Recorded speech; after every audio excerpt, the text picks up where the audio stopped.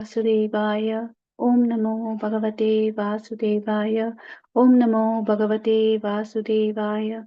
Narayanam Namaskritya Naram Chaiva Narottamam Devim Saraswatim Vyasam Tato Jayam Udirayet Shrinvatam Swakataha Krishna Punya Shravana Kirtanaha Hridayantasto hi abhadrani vidunoti shruti satam Nashtaprayeshu abhadreshu Nityam Bhagavata Seveya Bhagavate Uttama Shloke Bhaktir Bhavati Naishtikihi. So today we are reading Canto 4, Chapter 29, Talks between Narada and King Prachinabharihi. Text 1 and Text 2. Text 1. Prachinabharihir uvacha Bhagvanste vacho asmabhir na samyag avagamyate kavayastad vijananti na vyayam karma mohitaha. Translation.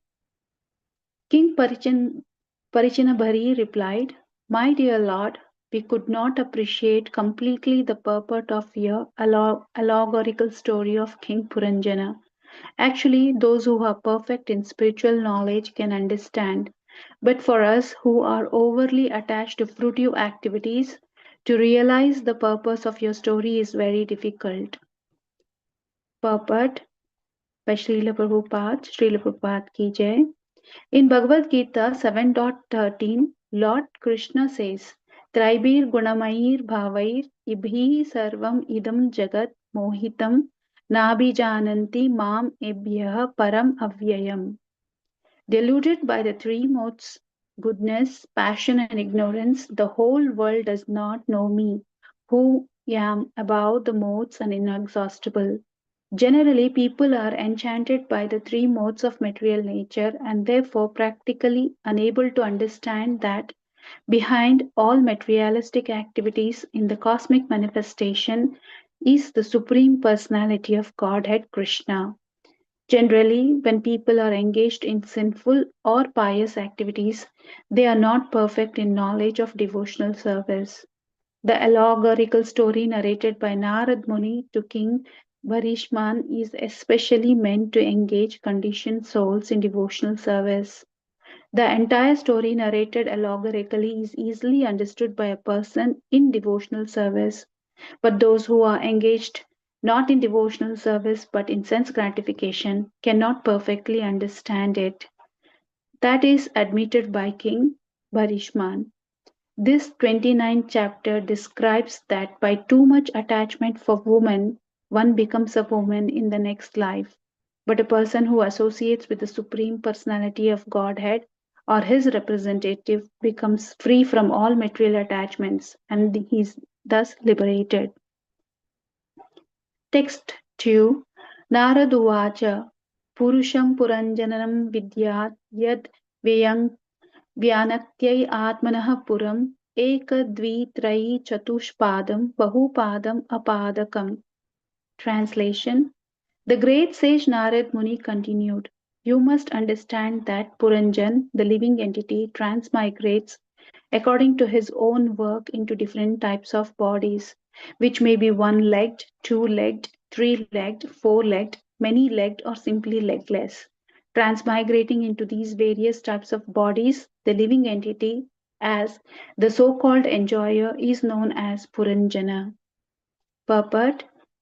How the spirit soul transmigrates from one type of body to another is nicely described here. The word ekapada, one-legged, refers to ghosts, for it is said that ghosts walk on one leg. The word dvipada, meaning biped, refers to human beings. When he is old and invalid, the human being is supposed to be a triped or three-legged because he walks with the help of a stick or some kind of cane. Of course, the word Chatushpada refers to quadrupeds or animals. The word Bahupada refers to those creatures who have more than four legs. There are many insects such as the centipede and also many aquatic animals that have many legs. The word Apadaka, meaning without legs, refers to serpents. The name Puranjana indicates one who enjoys possessing different types of bodies. His mentality for enjoyment in the material world is accommodated by different types of bodies.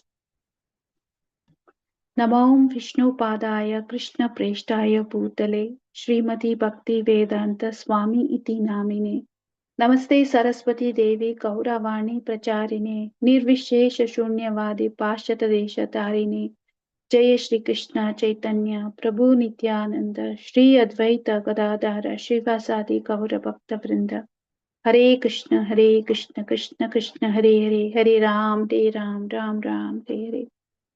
I like to seek blessings from all the assembled Vaishnavas and thank you for giving me an opportunity to purify myself. Please forgive me for any shortcomings. So, in the first two verses, so far in the previous chapters, we have studied how Narad Muni was trying to explain um, about the nature of the individual soul and how the soul comes into the material existence and suffers and enjoys, but what should be the real purpose of life by explaining through an allegorical story of King Puranjana, sorry, in the form of Puranjana story.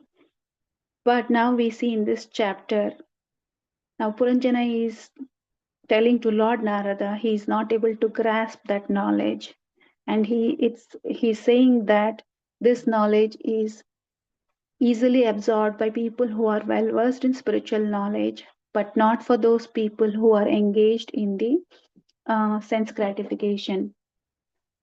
However, if we see that now we all are, the knowledge should be imparted to those people, not to the ones who are already aware of it, but to the ones who are ignorant of it.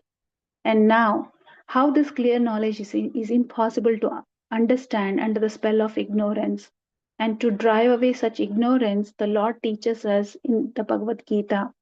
This is the beginning of the instruction of the Lord to the living entities who are bewildered by the influence of ignorance.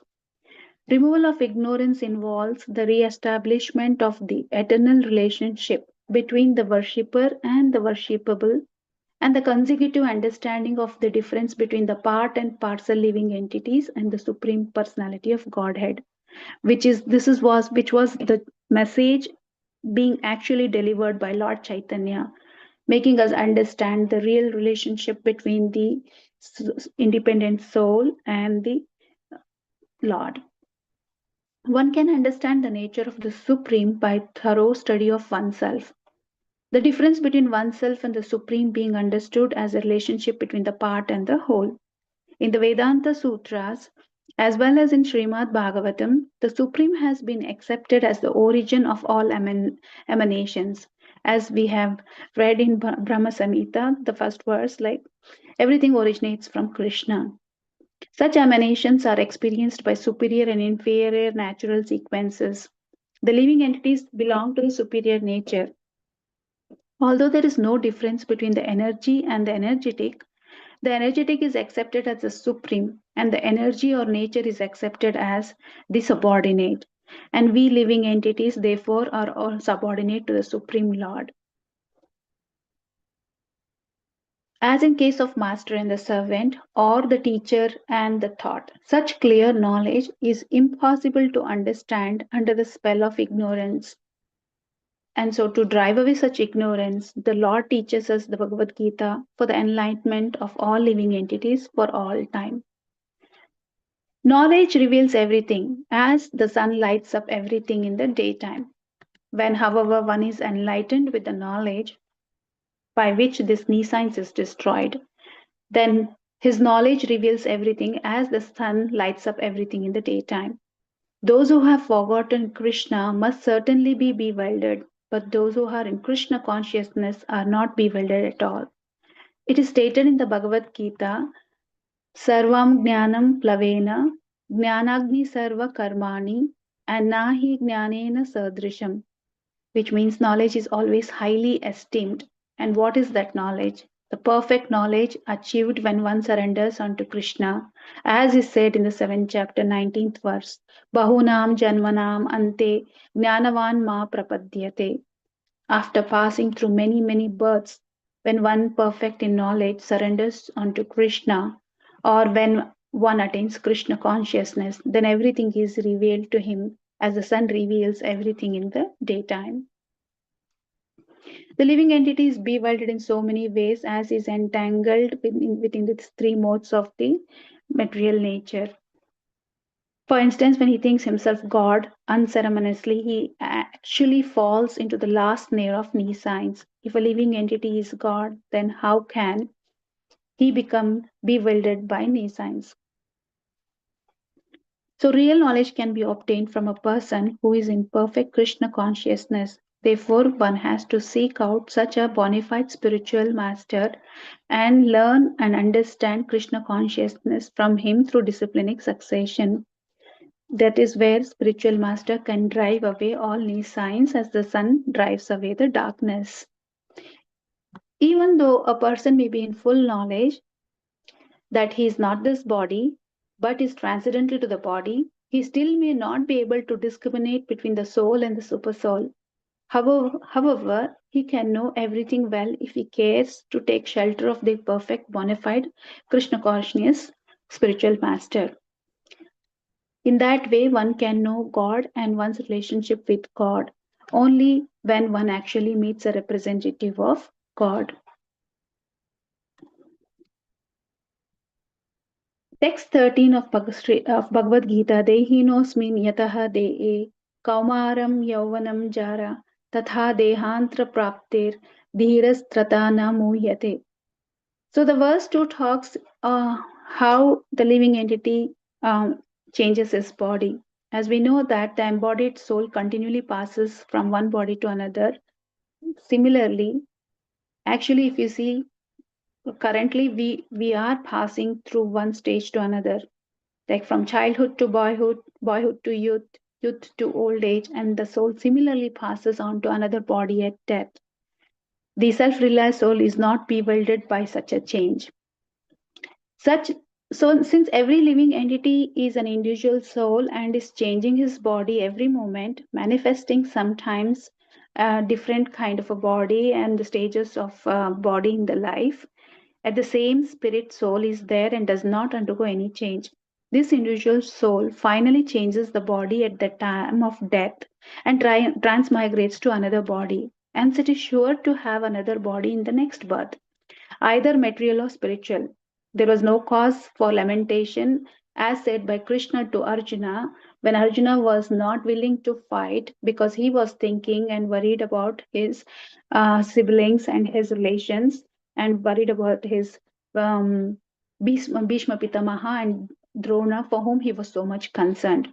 Rather, he should rejoice for this changing bodies from old to new ones, thereby rejuvenating their energy. So it is clearly mentioned here that we should not be lamenting for the death. In fact, the person is undergoing a rejuvenation of his energy. Such changes of body account for varieties of enjoyment or suffering according to one's work life. So Narad Muni is clearly mentioning that it's depending upon the kind of an desire we have. That is how the after death one is going to accommodate the kind of body. And now he has clearly indicated what are the different kind of bodies. If you see that it has been mentioned, there are different varieties of bodies existing in the form of 8,400,000 species. So the kind of desire decides what kind of body has to be taken after the death. So by and according to the desire will be fulfilled when one takes that type of body. So, any man who has perfect knowledge of the constitution of the individual soul, the super soul, and the nature, both material and spiritual, is called a dhira or a most sober man.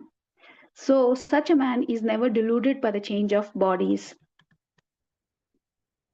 With this kind of understanding and knowledge, one can pass through the life in such a way and maneuver in such a way and take the decisions of making what kind of body he wants in the future by taking either into devotional service so that he decides to go on to spiritual body or continue to enjoy sense gratification. Then he will be cycled into the different types of bodies of 8,400 million species. So I stop here for today's reading.